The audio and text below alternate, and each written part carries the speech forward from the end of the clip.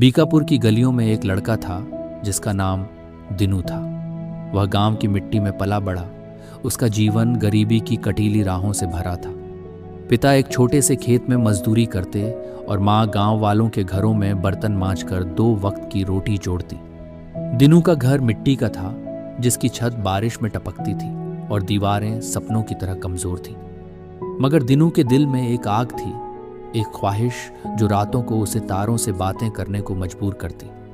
वह अपनी मेहनत से गांव का नाम रोशन करना चाहता था। हर सुबह जब सूरज की पहली किरण खेतों को छूती, दिनू स्कूल की ओर निकलता। रास्ते में बच्चे उसका मजाक उड़ाते और कहते, अरे भिखारी, तू पढ़कर क्या करेगा? दिनू चुप रहता, मगर उसकी आंखों में एक चमक थी। स्कूल में वह पुरानी किताबों को बार बार पढ़ता, क्योंकि नई किताबें खरीदने के पैसे नहीं थे। उसकी अध्यापिका शांति मैडम उसकी लगन देखकर कहती, दीनू, तेरे सपने बड़े हैं और मेहनत तेरा हथियार है। उनके शब्द दिनू के दिल में उतर गए। एक दिन गांव में एक मेला लगा। मेले में एक किताबों की दुकान थी, जहां एक पुरानी सी किताब ने दिनू का ध्यान खींचा। उसमें वैज्ञानिकों और आविष्कारकों की कहानियां थी।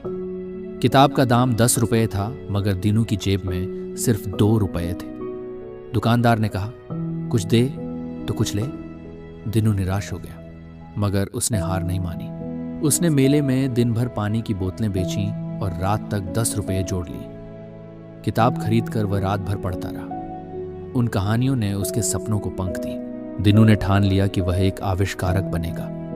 मगर गांव में न बिजली थी, न संसाधन। उसने टूटे फूटे सामान से छोटे छोटे प्रयोग शुरू किए।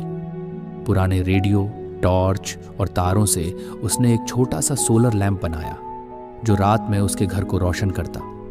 गांव वालों ने पहले मजाक उड़ाया, ये दिनू पागल हो गया है। मगर जब उसका लैंप गांव की रातों को चमकाने लगा, लोग हैरान रह गए। रमेश की मेहनत रंग लाई।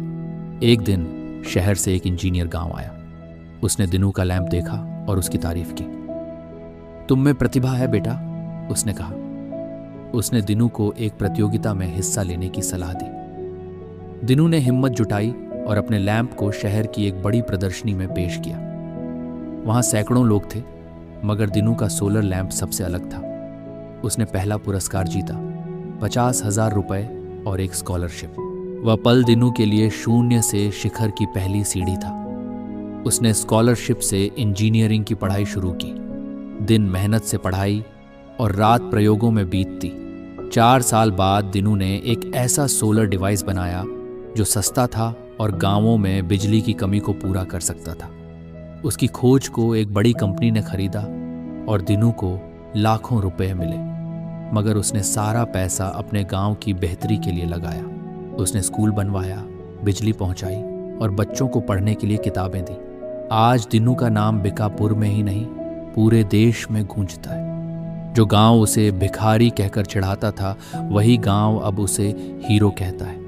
दिनू कहता है, सपने वो नहीं जो सोते वक्त देखे जाते हैं, सपने वो हैं जो मेहनत से हकीकत बनते हैं। उसकी कहानी हमें सिखाती है कि गरीबी, मजाक या मुश्किलें तुम्हारे सपनों को नहीं रोक सकती।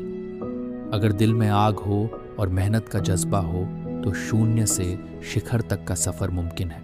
दोस्तों, दिनू की दास्तान हमें बताती है कि अपनी सोच को बड़ा करो, मेहनत को अपना दोस्त बनाओ और दुनिया को दिखाओ कि तुम क्या कर सकते हो। अगर एक गांव का लड़का अपनी मेहनत से दुनिया हिला सकता है, तो तुम क्यों नहीं?